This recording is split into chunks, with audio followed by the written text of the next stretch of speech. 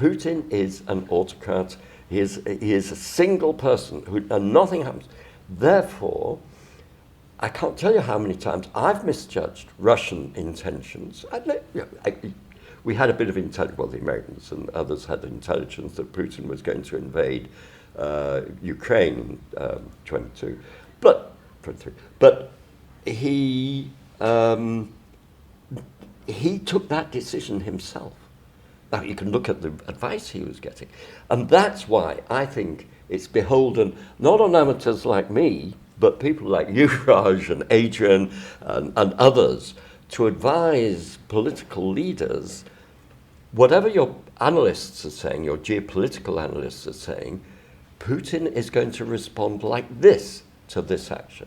That's way beyond Donald Trump, because he's a narcissist and thinks he can do the whole thing himself.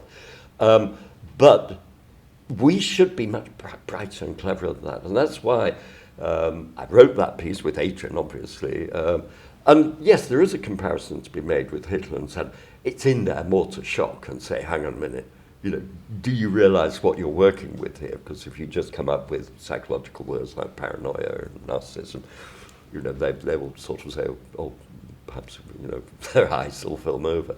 But if you say you are dealing with someone like Hitler, who is an autocrat, therefore you have to take this study, and that's why people like you and Adrian are so important.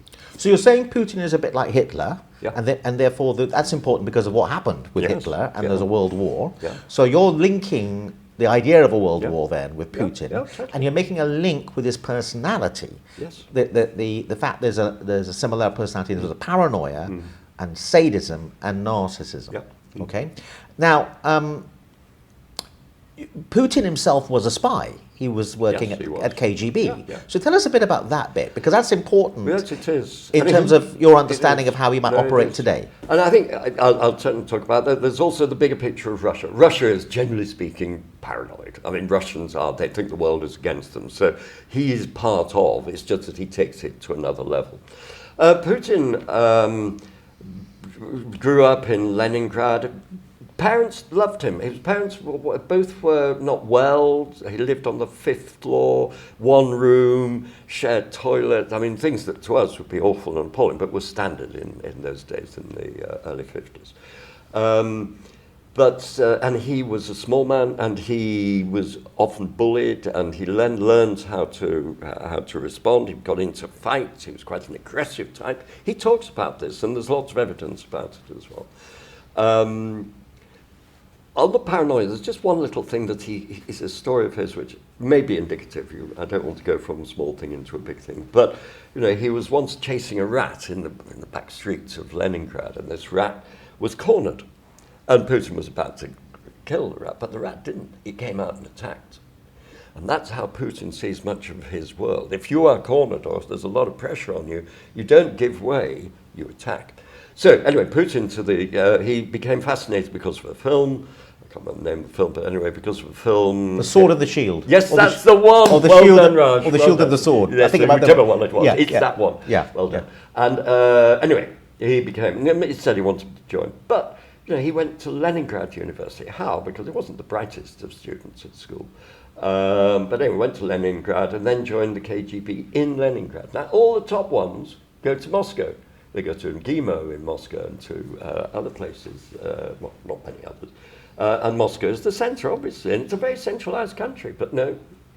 And then he gets a foreign posting, and he goes to Dresden, Eastern Germany. This is hardly a high-flying officer.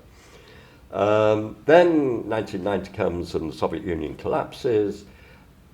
And then he uses his skills that he's learned in the KGB, information collecting, which is what the East Germans did all the time, collecting information, manipulating people, so how you use that information, how you develop relationships which are important. So all of those things he learned, and he did that. And he got into the mayor of St. Petersburg, or was Leningrad, is now St. Petersburg, and then went to join the KGB, became head of the FSB, the Internal Service.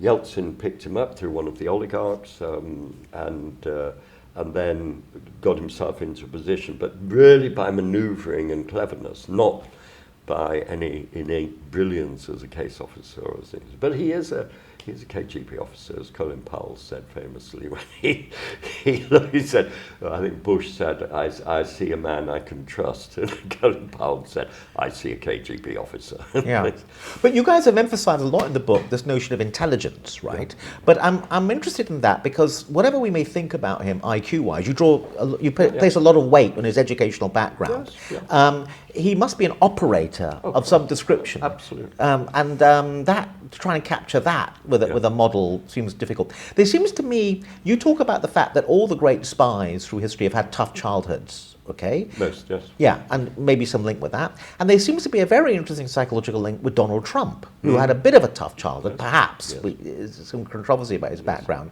But also, Putin seems to be very good at selling a lie.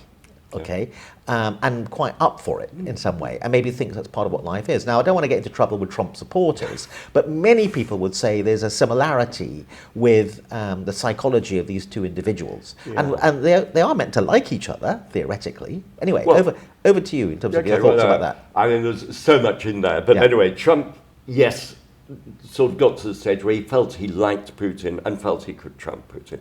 The reverse was never the case. Putin was much smarter in terms of assessing Trump. I mean, you know, when his Trump special advisor went to Moscow the first time in January this year, what did Putin do? He had Russia's best artist paint a portrait of Donald Trump. And that was a gift to pass on. I mean, playing on Trump's narcissism, which is...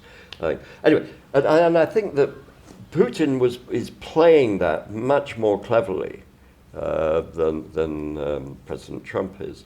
And I think that, I'm not saying that he has psychological background, but I think the other thing about Russians, I think I've mentioned already, there's a sort of level of paranoia amongst them.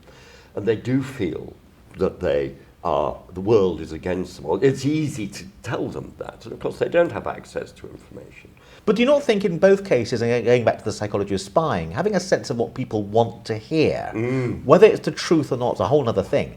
Having a sense of what people want to hear and being able to supply it is a key skill today that I think both of those two people we're talking about, Putin and Trump, have. And I believe that if you're really attached to the truth, it becomes more difficult, even if you're being manipulative, when you're departing from the truth and trying to sell a story which you know isn't true, but you're trying to convince people. So I think there's an issue which is for them, what can I get people to believe? What do people want to believe is much more the territory they're in. And I think spies are in that territory.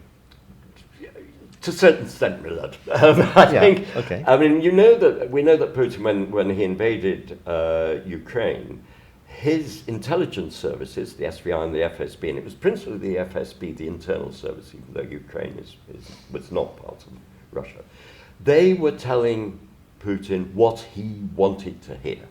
Absolutely true. And I think that those, well, particularly now, Trump will be being advised by people who know what he wants to hear, and they will be going. And he has disassociated himself from the CIA. And just to give a little story, I mean, I remember we were running a case against Russia, Soviet Union, and we were producing intelligence which said that our whole strategic approach to conventional war in Europe was wrong. Basically, our tanks were rubbish, their tanks were great. I mean, you know, you can pick more detail there. And, of course, we shared this with the Americans, CIA and Pentagon. And eventually they said, no, this is not true. And they refused. They said, we don't want any more of this reporting. Now, that man eventually defected. And he went over, the first thing we did is send him over to the Pentagon, because we believed him. But because there was there's some things that we pass the important intelligence on, but we don't give them the background or the details. Even the Americans are close to that. And basically, you know, the Americans saw this man and were convinced. But they didn't accept the intelligence because they didn't believe. It wasn't part of the pattern, what they wanted to believe. Yes. Their tanks were the best in the world and all that. This is donkeys years ago.